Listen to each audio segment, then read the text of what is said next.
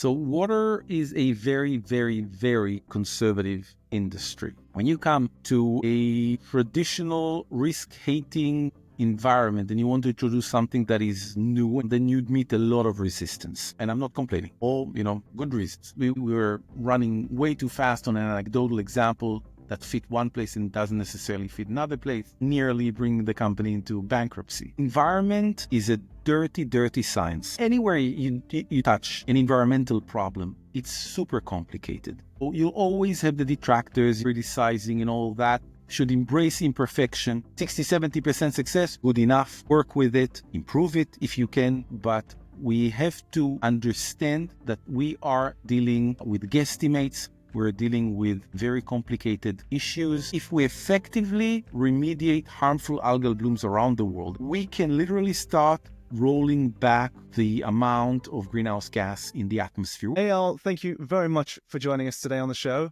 Can you tell us a little bit about your background and your company? Thanks for having me. My name is Eyal Harel, the CEO and one of the founders of BlueGreen Water Technologies. The company originally from Israel, now kind of in transition into the United States, formed around the idea that we need to find a solution to contaminated water around the world. And in particular, we decided to focus on the unsolved issue of harmful algal blooms. Now, harmful algal blooms or toxic blooms, blue-green algae, they come with different names, but essentially we're talking about a problem in biodiversity when toxic species are taking over the ecological niche, reducing the water quality and availability, ultimately turning entire aquatic ecosystems into dead aquatic zones. It's a huge environmental problem turned humanitarian problem. You can't use the water for any purpose, fishing, drinking, recreation, and otherwise, turned an economic problem, and that covers some 60 million lakes around the world and 30 million square kilometers of ocean. So it's really bad, and it's getting worse and fast with pollution and global warming. And so we started the company in 2014. We developed, regulated, and commercialized the first line of products for lakes and oceans. Since then, we've been engaged in hundreds, perhaps thousands of successful commercial applications in different water bodies around the world. And we have been doing it, and we still are doing it today. One of the most recent developments in that space was the realization that everything is kind of linked in nature. And when we're talking about climate change, we're talking about two major issues: biodiversity and greenhouse gas. And of course, blue-green algae or harmful algal blooms, as I mentioned before, are a problem of biodiversity, but they are also responsible to the carbon cycle or to the greenhouse gas cycle, to be more accurate, in the sense that they are taking an active role in sequestering and releasing a lot of greenhouse gas around the world. And what we realized is that, and this putting it very simply, when we are able to control harmful algal blooms, we can A, remove a lot of carbon that is locked in the biomass, and B, reduce the amount of greenhouse gas, primarily methane and N2O, that is released actively from contaminated lakes. So moving forward, basically changing our business model, we are now able to provide our solution to underserved communities at no cost to the local communities, and we can support their efforts in improving their water quality and water availability by financing those activities through the sale of carbon credits that are generated through those processes. And so we can create some kind of a sustainable cycle that can A, give people access to safe water, and at the same time not burden them with the financial consequences of something that is expensive as cleaning up an entire lake, but leaving that for the rest of the world that is trying to achieve its net zero targets to benefit from the carbon credits that are generated in the process. It's great stuff. What was it that motivated you to start the company in the first place? I think, well, obviously care for the environment. The original idea came from Dr. Moshe Harel, who so happens to be my older brother, who did his PhD around the topic together with two of his mentors in the Hebrew University in Jerusalem. They researched the main culprit for blue-green algae, meaning cyanobacteria.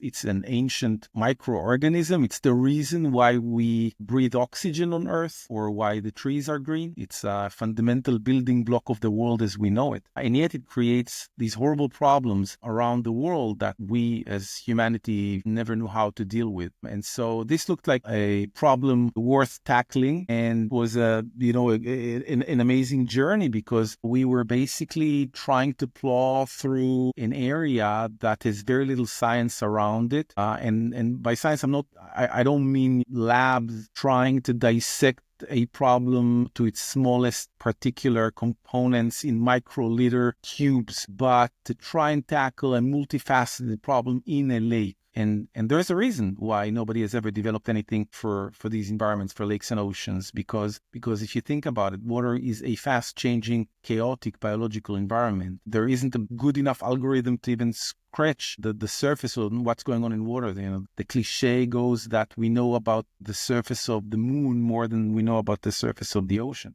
And it's kind of true. So it's complicated. And because we are in, literally, pun intended, uncharted waters, we basically had to invent the scientific approaches that were required in order to introduce something that would pass the regulator's scrutiny, right? Because water is a hyper-regulated environment. Nobody wants to put anything in water unregulated. So it had, first of all, to pass the regulator's scrutiny and then to pass the test of reality. Is it really going to work? And the good news is that the damn thing works. And the challenge was, how do we scale it up? How do we move from 1 square meter to a hectare, from a hectare to a square kilometer, to 10 square kilometers, to hundreds and thousands and tens of thousands? Because again, the problem is that big. How do we break the next glass ceiling and then the next one? And how do we finance it? So it wasn't just about the science in the water. It was also about the business models and how do we approach that as well. I'm curious about that then. So the business model itself, when you first started out the company, how was it that you originally got your first pieces of revenue?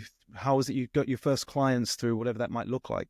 So the company started in Israel. And one thing that is very convenient in Israel in that space is that Israel is a pioneer and a leader in water recycling, being a country in a desert environment, mostly, always too little rain and not enough desalination. And for the longest time, water was always an issue. And so Israel is number one in the world, by far ahead in terms of recycling wastewater for irrigation. So this is a very nice beta site for our problem because it's a high nutrient water, recycled water, prone for algal blooms, a lot of sun, hot, all, the classic preliminary conditions that would dictate massive algal blooms to erupt. But also makes it an urgent problem in those environments is that the Israeli agriculture industry relies heavily on drip irrigation. And drip irrigation is very, very sensitive to biomass. And so an algae bloom spells no water in the pipe, basically. And so it's great that you recycled all this water, but then if it looks like a pea soup, then water doesn't go through the pipes and you can't irrigate, and there you go. So there was an urgent need for a solution. And the way they tackled it up until we came along was with airplanes that were dropping huge loads of copper sulfate into those reservoirs, trying to bleach the hell out of everything in the water. And that worked until it didn't. And that was the end of the season, basically. When those reservoirs would turn into pea soup, that's how they call it over there, is when the water is not liquid enough, and that's it. The irrigation season is basically over. And that was a very nice playground for us to start working, initially experimenting, trying new things, realizing that our solution worked better than we thought. And that was also our first market. We're basically sucked into that market. It was good because we saw the demand and we saw how well it worked in large scale in many different places. Because again, Israel is kind of versatile in terms of geological makeup. And so you can try it in many different places and see how it works in different environments. So in that sense, it worked. It was also a problematic false positive because the next thing we did after we had such great success in Israel was to manufacture way more product than we needed and go running to conquer China and the United States at the same time, nearly bringing the company into bankruptcy. It was more complicated than that, needless to say, in both these countries for many different reasons we can talk about. But we were running way too fast. On an anecdotal example, that fit one place and doesn't necessarily fit another place. But we're still alive, so I'll tell the story. I've spoken to a number of companies where they just try and expand too fast before they've, I guess, wrung what they could out of the market they're already in. It would be so much easier to get more of the same market than it would be to expand, but they think by expanding it'll be more efficient. When it came to getting those first few contracts then, was that mostly through relationship building? Was it mostly through contacts you already had? Tell me a little bit about that. So water is a very, very, very conservative industry for all the right and the wrong reasons. Right reasons because water is under hyper-regulation. It's the source of drinking, the source of food, aquaculture. At the same time, nobody has ever really developed any technology for these environments. To the extent that you have new technologies in the space of water, it's normally something in pipes, in a desalination or water treatment plant, but nothing in the source, right? Nothing at the lake. And so when you come to a traditional risk-hating, to begin with, environment and you want to introduce something that is new and you want to put a chemical in the water and God knows what that does, then you'd meet a lot of resistance. And I'm not complaining. All, good reasons. But this is something that you have to be aware of. Now, again, different parameters dictate different needs. And then even if there are needs, sometimes that doesn't mean that you will be able to find the budget to support those needs. And this is exactly what we experienced. I mean, obviously, every place was different. Like I said, in Israel, we got almost 100% market share within a year. So it was really fast. We got sucked into the market. And to your point, there was not much more room to expand. So what do you do next? And then we had all sorts of indications in the United States and in China that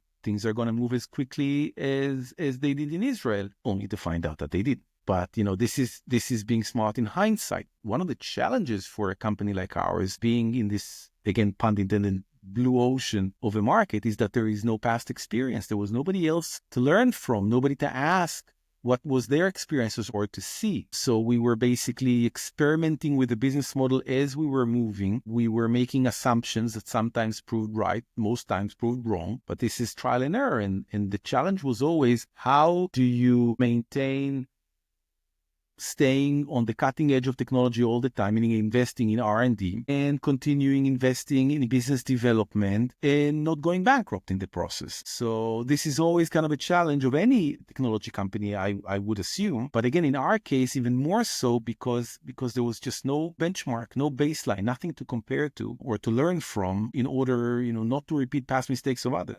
So obviously you mentioned the China and the USA thing. Is there anything that you tried last year in 2024 that you would warn anyone else off? Was there a specific kind of marketing or business development tactic that you tried that went really poorly? I'm not sure that I would warn people not to repeat, because you have to remember that everything that we do, every success we had and every failure we had was always anecdotal. I can't say that our failures were systemic or that our successes were systemic.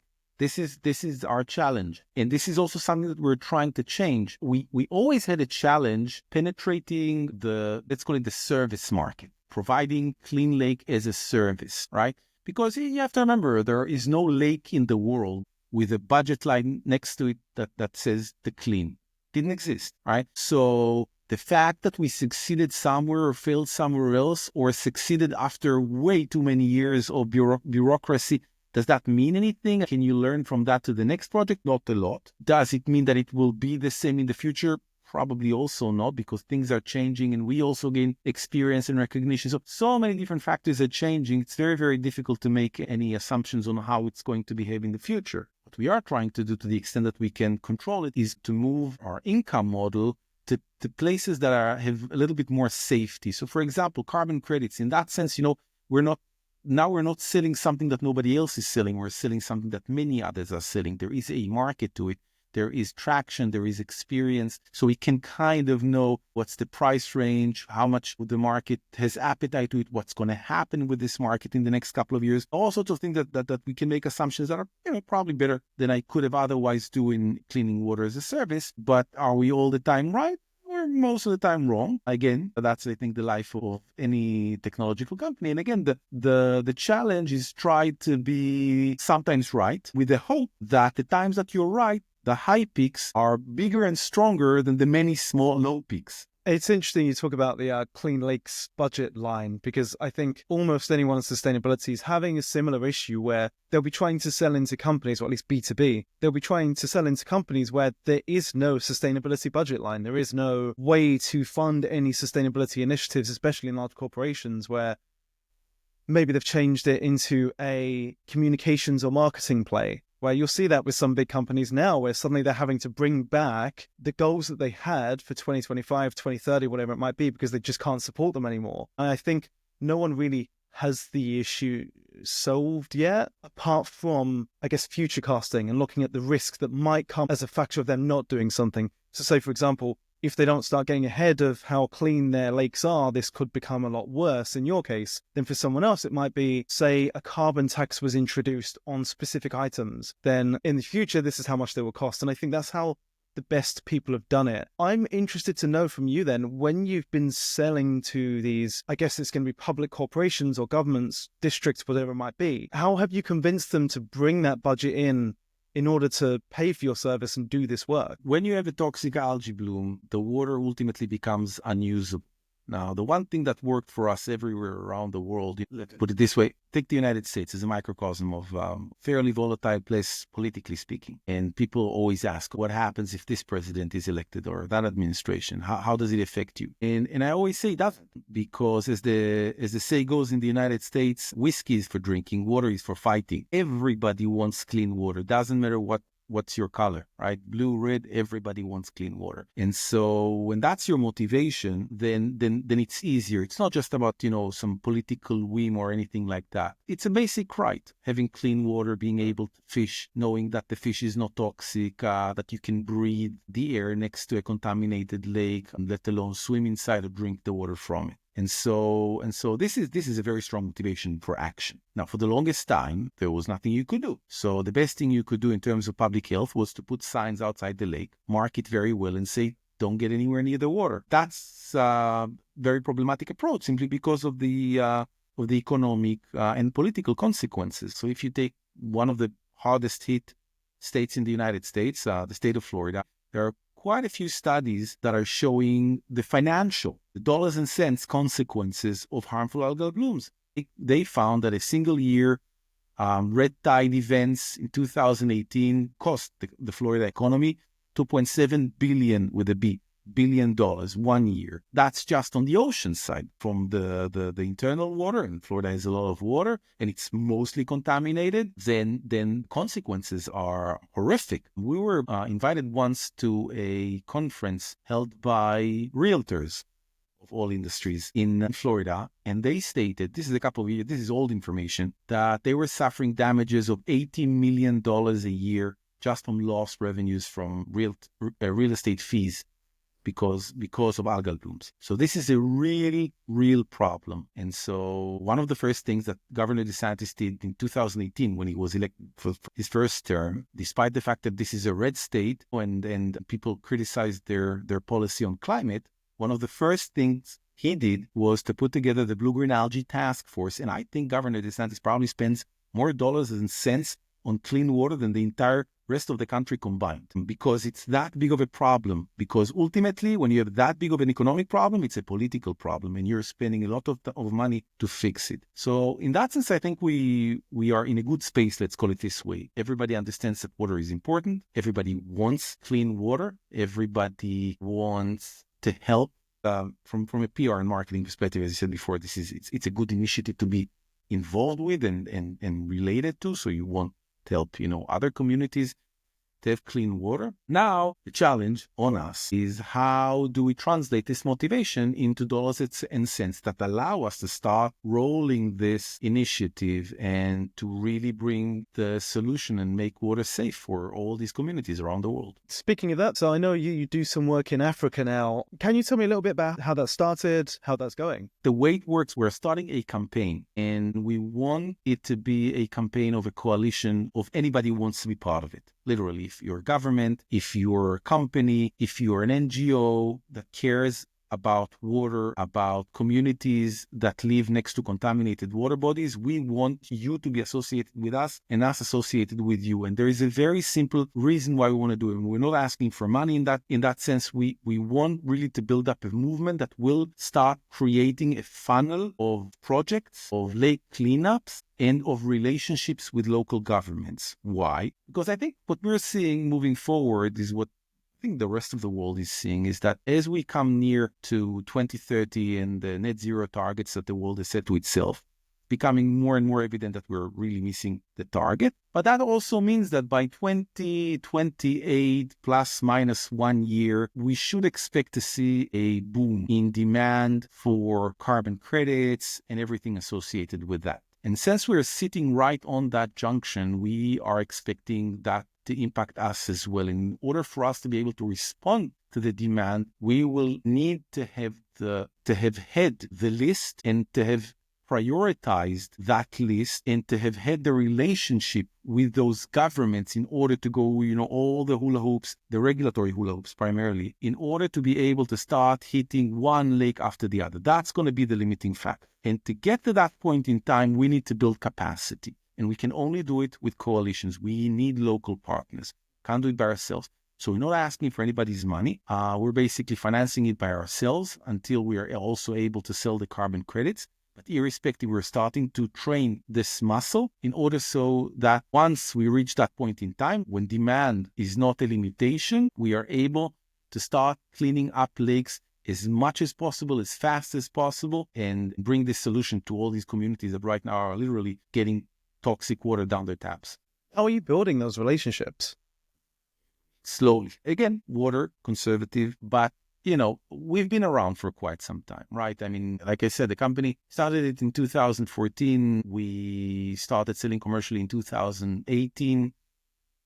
So we've been around long enough. We've been doing projects in many countries around the world. And so we are already having those relationships. And that is very helpful always to showcase what we've done, where we've done it, the impact. And considering what we do, this is not something theoretical. This is not, we're us talking about greenhouse gas that nobody can feel and touch. This is water, and it has a very distinct color when it goes bad, right? So when we clean it, you don't need to have PhD in limnology to understand what just happened. Anybody gets it. And so this is a very tangible result that complements, every other claim, especially nowadays, when you're looking at the market and you understand that one of the problems is the reputational risk, right? You're saying that you took out that much of carbon, and then comes The Guardian with a scathing article that says, no, it's not that much, it's a fraction. In our case, and you can always argue about the numbers, but in our case, there's one thing you can't argue is about the impact. What the result is in the water. You can literally count to the parts per billion how much toxic is left after treatment. And that's something you can take to the bank from a marketing perspective. And so this is very powerful. And what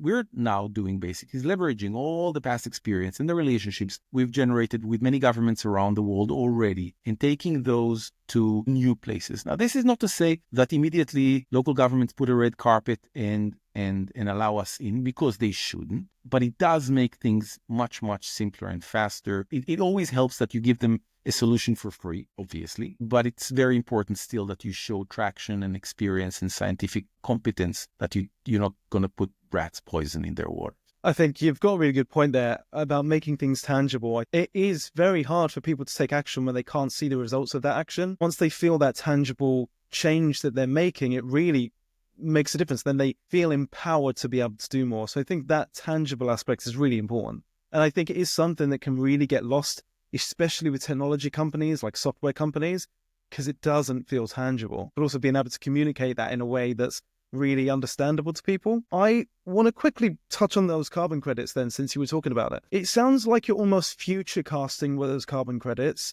Seeing that the demand that there will be coming up in 2028 or so, how is it you're marketing those carbon credits now, or are you setting up to market those in the future? So we're setting up to market. Right now, the demand is flimsy. Generally speaking, the market is not doing great, the voluntary market. But at the same time, there are quite a few encouraging developments within the carbon market. So if we're putting it very simply, we're talking about two primary markets. There's the voluntary market, relatively small, about $2 billion.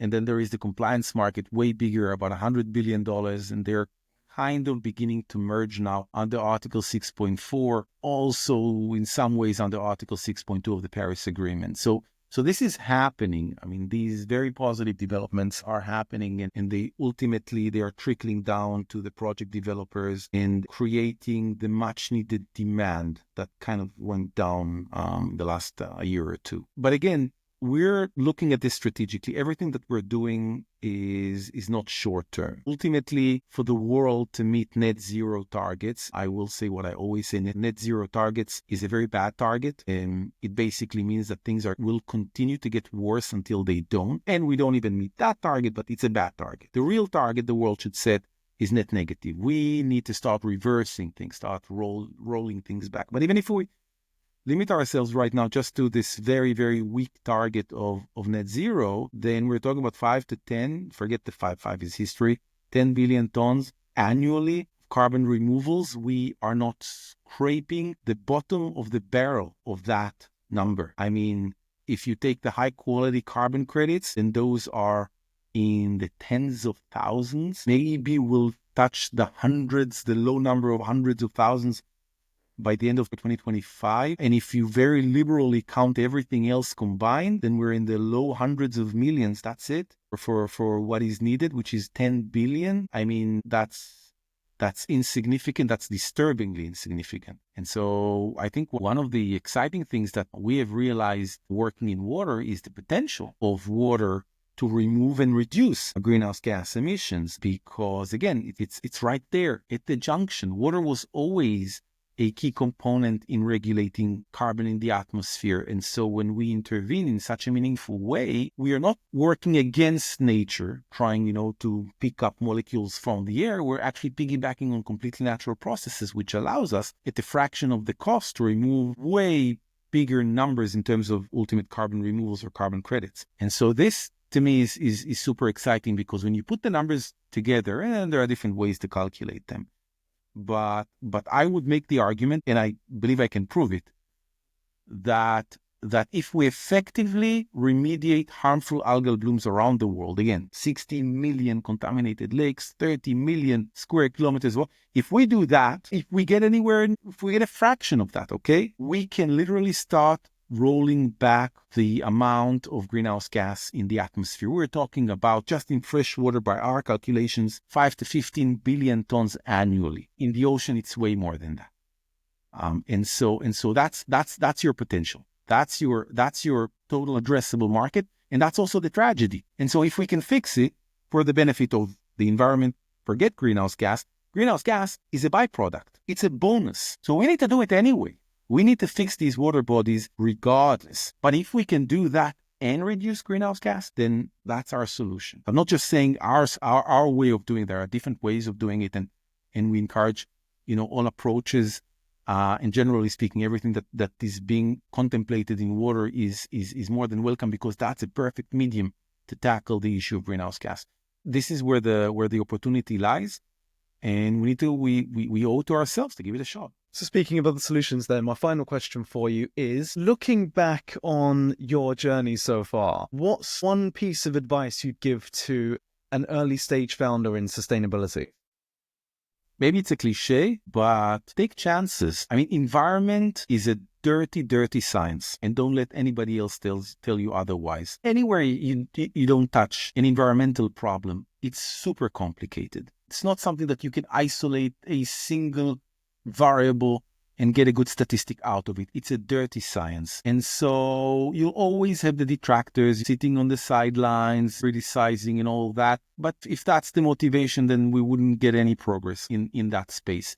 Should embrace imperfection. 60-70% success, good enough. Work with it, improve it if you can. But we have to understand that we are dealing with guesstimates. We're dealing with very complicated issues. There is very little experience and traction in dealing with these problems. We don't have the luxury of time to perfect them. I doubt if we ever will be able to perfect them, but we have been able to establish in different vectors, not just ours, to establish good enough results. we should run with and generate the good results that we are generating and continue improving. Continuous improvement is key, but need to be very, very careful from being too attentive to, all these righteous voices that are sitting on the sidelines, being very critical about every intervention and having very little to offer as an alternative. It's a discussion everybody should have. We should listen to critical voices, but don't let them take you down, and keep up the good work and the high spirits, because without it, it's impossible. Eyal, thank you very much for your time today. I really appreciate it. Before you finish up, do you have anything else left to say? Let's make water safe. Pleasure.